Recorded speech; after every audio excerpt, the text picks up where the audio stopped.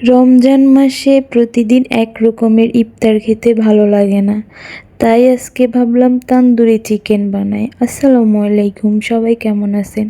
আশা করছি সবাই ভালো আছেন। আল্লাহর রহমতে আমিও ভালো আছি। সবাইকে ওয়েলকাম জানাচ্ছি আমার ভিডিওটি দেখার জন্য। রোজার সময় প্রতিদিন একই রকমের ইফতার করি, ছোলা, পেঁয়াজু, বেগুনি, আলুর চপ।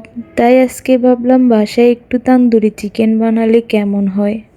বাজার থেকেও কিনে আনা যায়, কিন্তু আমার কাছে মনে হয় বাসায় বানানো তান্দুরি চিকেন সবচেয়ে বেশি মজা লাগে। তাই আজকে আমার হাতের কাছে যা ছিল তাই দিয়েই বানালাম। এখানে আমি বড় দেখে 4 পিস মুরগির মাংস ভালোভাবে পরিষ্কার করে নিলাম। তারপর রসুন বাটা, আদা বাটা, কাঁচামরিচ বাটা, একটু গরম মশলা বাটা, পেঁয়াজ বাটা, সয়া সস, টমেটো সস, স্বাদমতো লবণ, হলুদ গুঁড়ো, মরিচের গুঁড়ো, জিরা গুঁড়ো দিয়ে ভালোভাবে হাত দিয়ে মাখিয়ে নিলাম। এরপর এগুলোকে আমি 1 ঘন্টার জন্য ম্যারিনেট করে রাখলাম। অন্য সময় বানালে আরও বেশিক্ষণ সময় ম্যারিনেট করে রাখি। আজকে যেহেতু হাতে সময় নেই, তাই 1 ঘন্টার জন্য মাংসগুলোকে ম্যারিনেট করে রাখলাম। এরপর চুলার উপরে একটি ফ্রাই প্যান বসিয়ে দিলাম।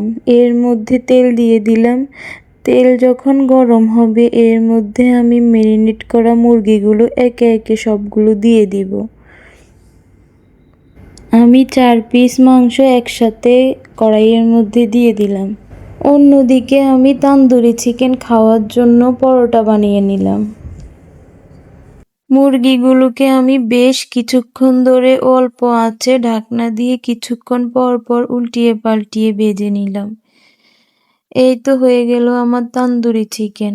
আলহামদুলিল্লাহ, আজকে ইফতার পরোটা আর তান্দুরি চিকেন দিয়ে করলাম। তো সবাই ভালো থাকবে। আল্লাহ হাফেজ।